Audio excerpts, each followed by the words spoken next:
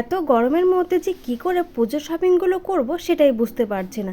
আমরা তো বাড়ির থেকে বেরিয়েছি বগুড়ায় যে কী কী কালেকশন আছে সেগুলো দেখার জন্য। কোন জুতোটা ভালো লাগছে, আমার এর মধ্যে একটা জুতো ভালো লেগেছে কিন্তু দোকানদার ছিল না জন্য আমরা নিতে পারিনি। তারপরে আমরা দুই বোন ডিসাইড করলাম তাহলে ততক্ষণ ফুচকা খেয়ে নিই, ফুচকা খাওয়ার পরে হয়তো জুতোর দোকানদার চলে আসবে।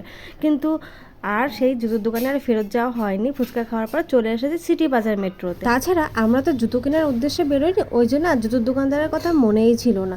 তারপর সিটি বাজার মেট্রোটা ঢুকেই আমি মিররের সামনে একটু ঢং করছিলাম, ঢং করতে করতে আমার বোনও চলে আসলো, আমার কাছে একটা সেলফিও তুলে নিলাম।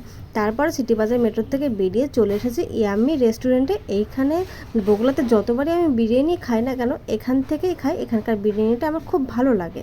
এত গরমের মধ্যে যদি ফ্যান না নিয়ে যাই তাহলে আমরা থাকতেই পারবো না, ওই জন্য চলে এলাম ফ্যানের দোকানে। এখান থেকে একটা ফ্যান নিলাম, ওই জায়গায় বোন বিল মিটাচ্ছে।